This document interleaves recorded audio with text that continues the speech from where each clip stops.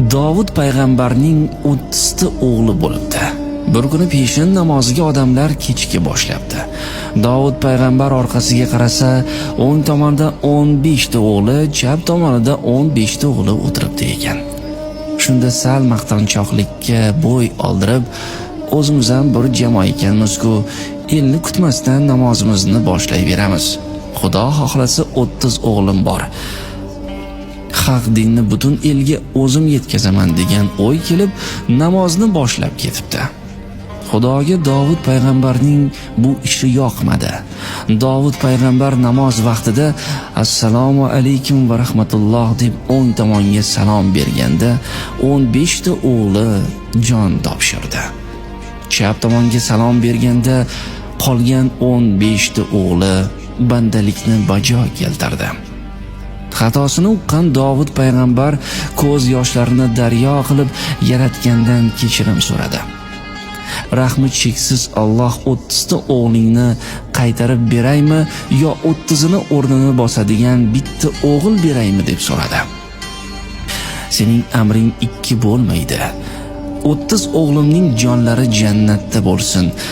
Menga ularning o'rnini bosadigan bitta o'g'il bersang bas. Aytganing bo'lsin. Lekin bolaning umri qisqa bo'ladi. Men unga faqat 9 yil umr beraman. Mayli, shunisiga ham shukr deb Davud payg'ambar kelasi yil o'g'il ko'radi. U bolaning ismi Sulaymon edi. Sulaymon ish buyurishga yarab qolgan paytida Davud payg'ambar uning qo'liga qumg'on, yelkasiga sochiq osib, "O'g'lim, sen endi bizning uyga kelgan mehmonlarning yoshmi, qariyami, hammasining qo'liga suv quyib turgin. Suvni 3 marta uzib qo'yasan. 4-marta agar mehmon so'rasa, qo'yasan." "Ota, nega uzib qo'yishim kerak?"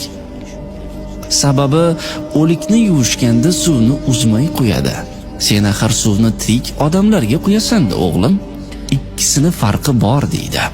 Davud payg'ambarga kelgan yosh qarining hammasi suv quyib turgan Sulaymonga "Yuzga kir, bolam, qo'ling dard ko'rmasin, katta olim bo'lgin, podsho bo'lgin, umring uzoq, rizqing butun bo'lsin" deb rahmatlar aytardi. Bir kuni Sulaymon 9 yoshga to'ldi. U paytda bolasi 9 ga to'lgach, uni bir qizga unashtirib qo'yish lozim edi. Lekin Allohning bolaga faqat 9 yil umr beraman degani Davudning esida edi.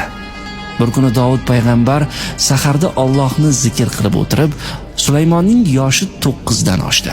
U endi jon taslim qilish kerak edi. Buning tirik qolganining sababini so'radi va agar jonini olmaydigan bo'lsa, bolani unashtirish lozimligini aytdi. Shunda Haq taolo mening ismlarimdan biri Xalqdir. Minglab odamlar sening bolangga uzoq umr tiladi. Men shuncha xalqning duosini qaytara olmayman. Sulaymon uzoq umr ko'radi. U barcha yerdagi maxluqlarni, osmondagi qushlarning va barcha dengizdagi baliqlarning tilini biladigan bo'ladi. Barcha odamlar va jinlarga hukmronlik qiladi deb javob berdi. Ana shundan boshlab yosh bolalar qariyalarning duosini olsin deb xudoiy marosimlarda, to'ylarda ularga suv quydirib qo'yadigan urf-odat paydo bo'libdi. Shuning uchun azizlar, bu urf-odatlarimizni davom ettiraylik. Kranda suv oqib turibdi, yuvishaveradi, obdastani nima keragi bor demaylik. Bu urf-odatlarimizning fayzi, barakasi boshqa.